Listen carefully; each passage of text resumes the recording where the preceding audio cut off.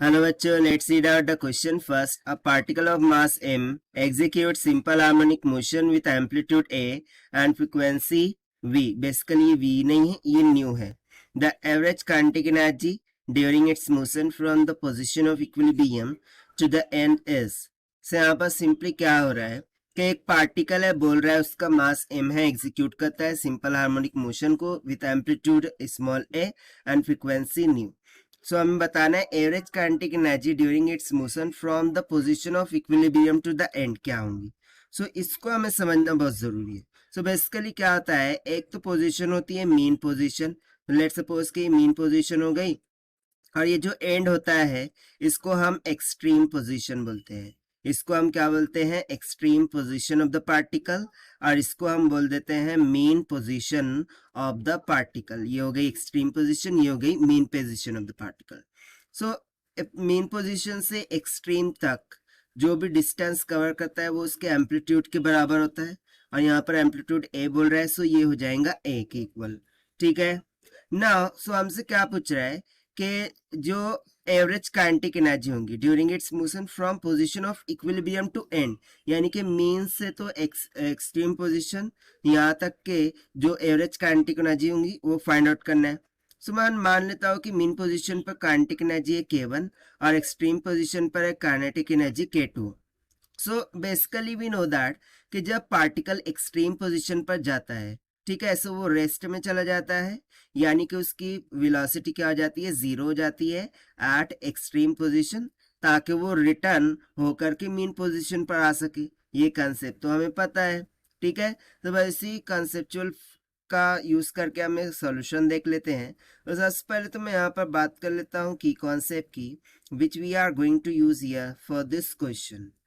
ठीक है, तो सबसे पहले तो देखिए, एज वी नो दैट जो काइनेटिक एनर्जी होती है उसको हम कैसे रिप्रेजेंट करते हैं, 1/2 mv का स्क्वायर. ठीक है, while a particle in simple harmonic motion, speed क्या होती है, v equals to omega under root में एम्पलीट्यूड का स्क्वायर माइनस ऑफ x का स्क्वायर, जहां पर x है डिस्प्लेसमेंट ऑफ द पार्टिकल को दर्शाता है, ओमेगा एंगुलर स्पीड को दर्शाता है. ठीक है, अब बेसिकली क्या होता है, जब पार्टिकल की यदि मैं मैक्सिमम स्पीड की बात करूं v मैक्सिमम, सो वो किसके इक्वल हो जाती है, a इंटू ओमेगा के इक्वल. सो इस कॉन्सेप्ट को हम यहाँ पर यूज करेंगे. सो देखिए मुझे काइनेटिक एनर्जी ये कितनी मिल जाएंगी, that will comes out to be 1/2 m, v की वैल्यू यहाँ सब्स्टिट्यूट कर देंगे, सो हो जाएगा ओमेगा का स्क्वायर इंटू a का स्क्वायर. ये तो हो गया फॉर्मूला ऑफ काइनेटिक एनर्जी. अब हम क्या करते हैं, मीन पोजीशन और एक्सट्रीम पोजीशन पर काइनेटिक एनर्जी फाइंड आउट कर लेते हैं. अब देखिए मैंने यहाँ पर क्या लिखा था कि काइनेटिक एनर्जी पहले k2 लिखते हैं. सो k2 इज इक्वल टू क्या हो जाएगा, 1/2 mv का स्क्वायर, बट उसकी स्पीड तो जीरो हो गई है एक्सट्रीम पोजीशन पर. सो बेसिकली जो काइनेटिक एनर्जी k2 होंगी वो किसकी इक्वल हो जाएंगी, जीरो के इक्वल.